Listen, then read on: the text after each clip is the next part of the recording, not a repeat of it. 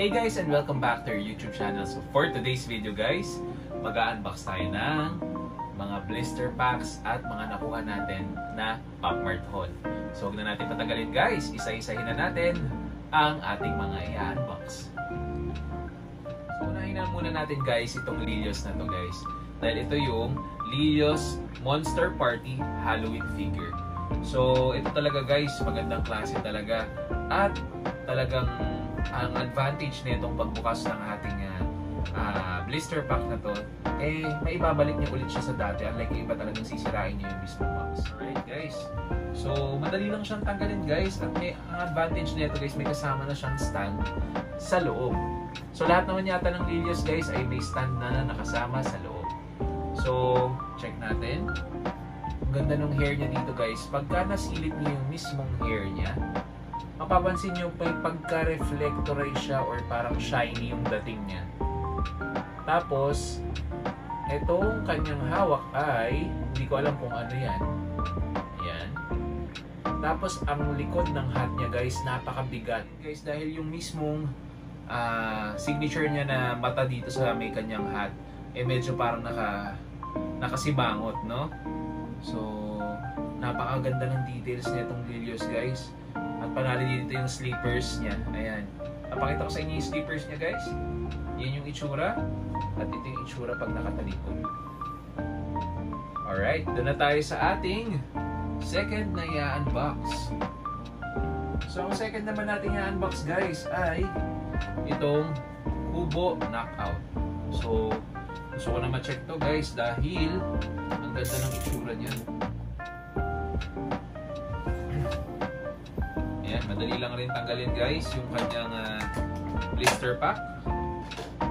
So check na natin itsura ni Kubo dito. Teka, paano to? Madali lang daw tanggalin pero ang hirap tanggalin eh. Ito. So ito, nasa unahan pala siya. Yun. So nakakatuwa dito guys, may kasama siyang maliit. At meron siyang ayan, boxing ring. So ito siya. Yan yung itsura niya guys. Nakalagay siya dyan. Tapos meron siyang kasamang maliit. So unahin muna natin tong maliit guys. Ito yung itsura niya. Para siyang, alam niyo yung Skull Panda na secret? Na, ano ba pangalan ng secret na yun? Yung black and white na nakasalamin.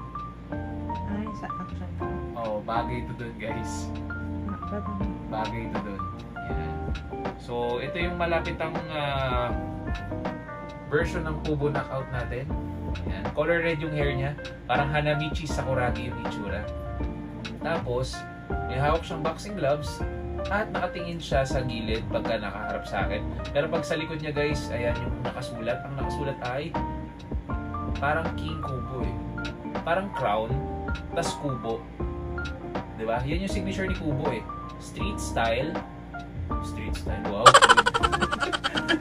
Anyway, ayan yung itsura niya guys. May earrings din siya sa kanyang left ear. So lagyan na natin siya dito. At ito yung boxing ring niya guys. Yan yung itsura. Ganda, diba? Pagka nilagay natin yung likod, yan. Baliktad. Baliktad pala. Sorry yan. Ito pala yung itsura. Kubo Space. Okay, panalo. Panalo tong second na in-unbox natin. Ayan, lagay na natin ito dito. Guys, dito na tayo sa ating third na blister pack. Ito yan guys, yung Ziga I'm Angry. So huwag na natin patagalin guys. I-unbox na natin itong Ziga I'm Angry. So, dito pa lang guys, madali lang ang buksan din. Ito yung nakakatuwa guys sa pinag-isipan na blister nila. No? Hindi katulad ng Hirono na parang gusto nila mangyari, sirain mo yung mismong box. Para daw hindi mo na maibebenta. So, huwag na natin patagalin guys. Dahil ito na. At bubuksan na natin ang ating pangatlong blister. Yan, medyo madali-dali siyang buksan kahit paano. At ganun din, parang halos kapares ng Kubo. Yan, sa harap din siya binubuksan. Tapos, meron siyang protection. Demagnet kaya to? Oh my gosh, hindi siya demagnet. Ano ba yan? Pop Mart. Ayun! Yung The magnet. magnet. May ano siya guys ha, may sarili siyang pwesto. Hindi siya nilalagay sa kung saan lang, sa ulo. May sarili siyang pwesto kung saan nyo siya imamagnet. Brainy. So, unang impression ko dito guys, alam niyo naman signature ng Ziga. Ang nagdadala dyan, lagi na parang tropa yan ni Hirono. Or jowa ni Hirono daw to. Oh, you're so funny. Ang ganda rin niya guys kasi aesthetic yung kulay niya. Dahil ang kulay niya guys ay brown. Tapos sa hat niya guys, ayan, ikot natin.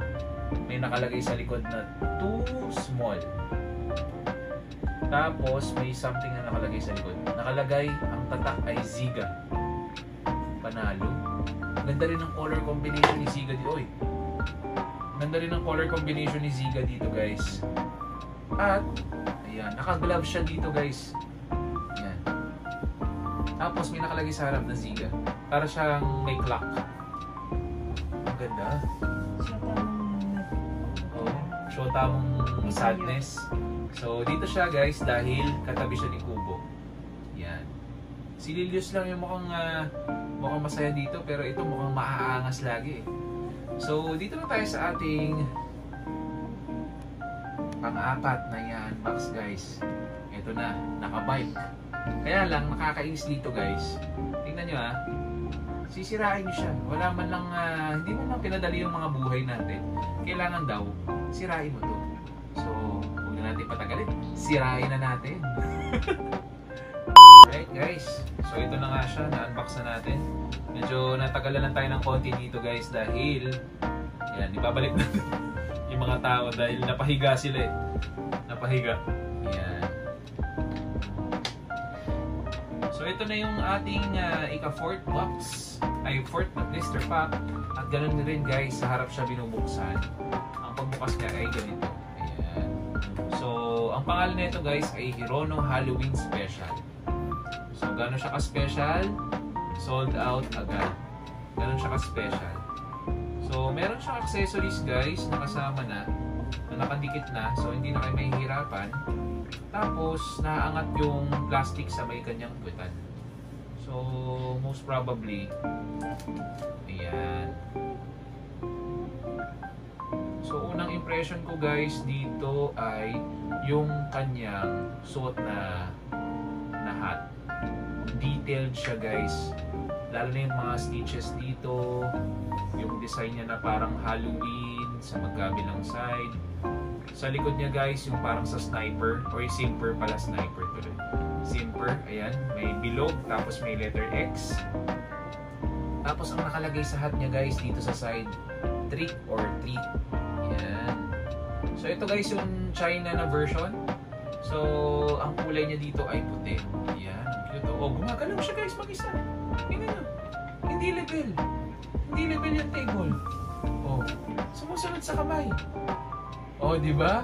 Panalo. Oh, so yan yung itsura guys ng ating Hirono Halloween. So next na tayo guys. Next na tayo ng blister packs. Ito tayo sa ating next. Hindi na siya blister guys, pero I'm sure ito na yung part kung saan hindi siya maangas. Hindi rin siya hindi rin siya malungkot. Ito medyo masaya na to, itong box na to. Ang pangalan nito guys ay Caramel Pudding Weekend ng Pino Jelly. So, huwag nating patagalin guys dahil gusto ko na rin siyang makita. Okay? So, ayan. So, pag open nyo guys, ayan, nakalagay dito na tatak, Pino Jelly sa harapan. Ang ganda ng box nito. Talagang protektado. Protektodo. Ayan. At, madali lang siyang i-unbox dahil, ayan. Madali daw i-unbox pero ang hirap i-unbox. Nakapit. Yun. Yun. Alright. So, ang nakakatuwa dito guys sa Pino Jelly nito ay meron siyang upuan. At ang nakalagay sa likod guys ay Pino's Happy Weekend. O, diba? Color yellow yung upuan guys. Para silang nasa lounge. Hindi, siya lang pala yung nasa lounge. Tapos may nakalagay na cream sa kanyang ibabaw, parang nagme-melt yung kanyang buhok. Ayan. Signature guys ni Pino Jelly ay may kasamang Pero dito guys, wala siyang kasamang maliit. Ang kasama niya ay isang malaking upuan. So, ayan siya. Pagka inupo natin, wow! Ang cute, di ba? Para siyang, pag tinitingnan niyo dito guys, para siyang natutunaw na kandila. Pero pag tinignan niyo talaga siya, hindi siya kandila. Kundi ang itsura niya ay natutunaw na caramel. Tama ba? Oh, caramel pudding. Oh, yan. Caramel pudding by Pino Jelly. So, yan yung itsura niya guys. O, diba? Siya lang ang naiiba sa ating mga i-unbox. Meron pa tayong isang kakaibang i-unbox dito guys. So, ito na yun guys. Ang pangalan na ito ay Ice Cream Doku or Ice Cream Daku. Kung ano man, Dax, kung ano man gusto nyo. Eh, ito na yun guys. Guys, ang pagbukas ng ating Doku Ice Cream ay pag ganito. Uy. Ganda ng box nito guys ha. One eternity later. At hindi lang yun guys dahil may kasama siyang card. O diba? Rare. May card. Ayan. So papakita ko sa inyo guys yung card. Ayan. Sana numbered. No. So ito guys, panalo dahil may kasama pang foam. Ganun siya ka-importante sa lahat ng in-unbox natin. Kayo blister lang. Ito naka-foam. At ayan. Ganda. Panalo. Oh. Ayaw nyo pa ha. Ito na. Dahil ito na ang ating Daku Ice Cream guys. Ganda ng itsura. Ayan. So ito yung itsura niya guys. At hindi lang yun guys. May kasama pa siya. Ang itsura niya. May kasama pa siya. Wait lang. Kunin lang natin yung kasama niya. May kasama siya maliit na ice cream. Na mawawala. Kapag hindi kayo maingat. Ayan. Isipin niyo kung gaano ka-cute to. Kung mahilig kayo sa mga dessert time, na mga, or desserts na klase ng ano. Do. Baka ganyan na. Bala kayo dyan. So ito siya. Di ba? Ang cute. Ang cute. Para siyang naka-brief siya ng cone. At, ayan. So tabi sila ng pudding natin. O, di ba? Sabi ko sa inyo, ito lang yung masayang ano eh. Masayang part. Ito yung medyo maangas, sadness, nakakatakot. Ito na sila. Nakakatakot. Oh, Halloween eh. Pero ito guys, ito happiness. Happiness din to, pero yung team niya guys, medyo maangas at makakalungkot. So, ito, zero. Pero hindi. Ayan o. Parang sa palabas to eh. Basta yung palabas na horror. Yung ano. Yung nakabike siya, tapos nasa hotel, something like that. So, ito na nga yun guys. Ito na lahat ng ating mga na-unbox. So, anong bet nyo? Ako syempre, unang-unang nagandahan talaga ako automatic ay magiging bias tayo kasi lahat maganda eh.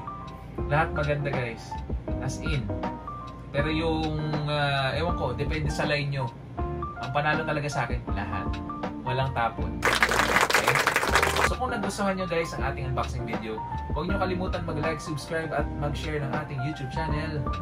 At syempre kung may suggestion kayo or ano man, i-comment section nyo lang guys. Bye-bye! Yun! Luka.